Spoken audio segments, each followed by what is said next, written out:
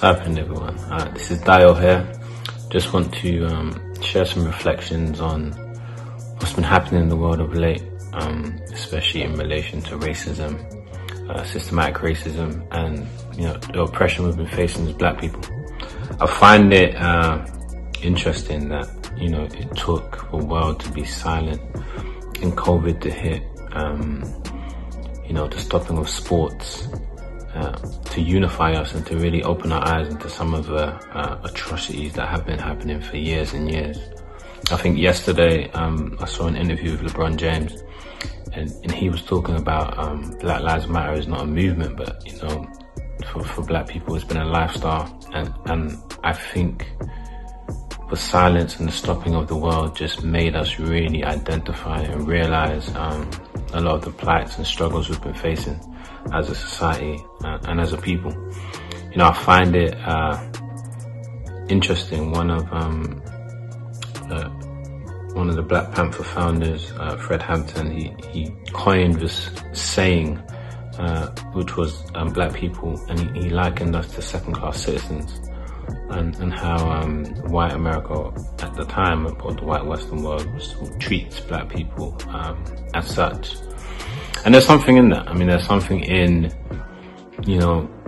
I think part of the outcry was and to this day is every Black person kind of reliving their trauma of when they've been treated unequally as a human being and as a part of society.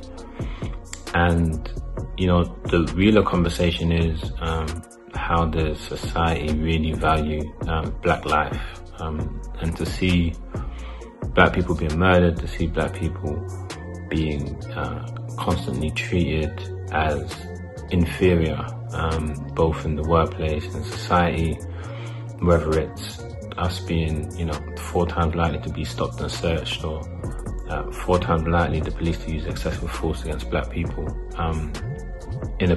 as opposed to their white counterpart, or whether it's, the inequity we see in the board positions and in places like government, where, currently we don't have any Black representatives on, in our cabinet, and where we have still poor numbers, which are lumped into, wider BAME numbers. But when you kind of look beyond the cracks, you see that Blacks are not fulfilling such big quotas. And so my reflection on all of this, as everything is, what do we do now? So we know the facts, we've experienced the trauma, we've relived it, we've had time to process it and to process, our feelings and our emotions, and we've had time to unify. And what do we do now? How do we unify and collectively move forward? And what's the position of us as believers, believers in Christ, believers in God? How do we take action? And I, as much as this isn't, it's an issue that affects Black people, but this isn't a Black issue. This is a humanity issue. And how do we take action? One of the scriptures I've been reading and reflecting on is in Romans 8.